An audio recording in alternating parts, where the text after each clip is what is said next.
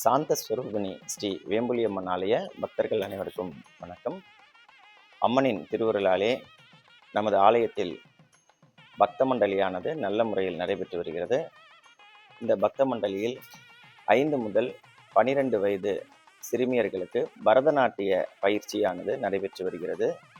அதே போல் 5 முதல் 12 வயது சிறார் சிறுமியர்களுக்கு கோப்பு குட்டீரம் வகுப்பு, அதாவது மகாரண்யம் ஸ்ரீ ஸ்ரீ முரளிதர சுவாமிகள் அவர்களுடைய வழிகாட்டுதலின்படி நமது ஆலயத்தில் பண்பாட்டு வகுப்பானது நல்ல முறையில் நடைபெற்று வருகிறது. இதனுடைய முக்கிய நோக்கம் நம்மளுடைய குழந்தைகள் பக்தியில் சிறந்து விளங்க வேண்டும் அப்படிங்கிறது தான் பக்த மண்டலியுடைய முதன்மை நோக்கம்.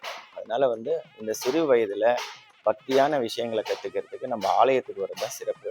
அதற்காக தான் நமது வேம்புலி அம்மன் ஆலய நிர்வாகமும் மக்களும் சேர்ந்து இந்த பக்த மண்டலி நடத்தி வரும். வருகின்ற ஞாயிற்றுக்கிழமை காலையில் 10 மணிக்கு நம்ம பெற்றோர் சந்திப்பு வச்சிருக்கிறோம். ஏற்கனவே நமது ஆலயத்தில் பரதநாட்டியம் படிக்கக்கூடிய குழந்தைகள், கோப்பு குட்டீரம் படிக்கக்கூடிய குழந்தைகள், அவர்களுடைய பெற்றோர்களோட நம்ம பெற்றோர் சந்திப்புக்கு அவசியம் கலந்துக்கோங்க. புதிதாக சேர விரும்பும் மாணவர்கள் அவசியம் பெற்றோர்கள் கலந்துக்கோங்க. காலையில் 10 மணிலேருந்து 11 மணி வரை நடைபெறும்.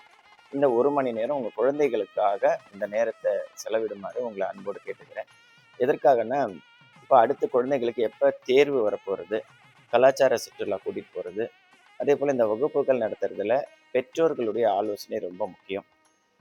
இந்த இந்த கிளாஸ் கற்றுக்கிறதுனால என்ன அவங்களுக்கு பலன், ஒரு 5 ஆண்டுகளில் மிகப்பெரிய அளவு மாற்றத்தை நமது குழந்தைகள் மத்தியில் பார்க்க முடியும். இந்த 5 ஆண்டுகள் கழித்து குழந்தைகள் பரதநாட்டியத்தில் அரங்கேற்றம் நமது ஆலயத்தின் சார்பாக சிறந்த முறையில் நடைபெறும். அதற்கு இப்பையிலிருந்தே நம்ம செய்யணும். முயற்சி செஞ்சுட்டே இருந்தால் கண்டிப்பாக நல்ல முறையில் நடக்கும். இதை பற்றிலாம் பேசுறதுக்காக தான் இந்த பெற்றோர் சந்திப்பு.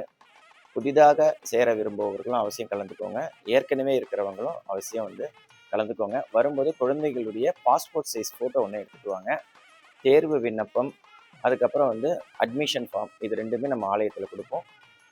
இதை ஃபில்லப் பண்ணிவிட்டு நம்ம மீட்டிங்கில் எல்லோரும் சேர்ந்து பக்த மண்டலியை நல்ல முறையில் நடத்தி அடுத்த நல்ல ஒரு தலைமுறையை உருவாக்குவதற்கு முயற்சி செய்வோம். ஓம் சக்தி பராசக்தி.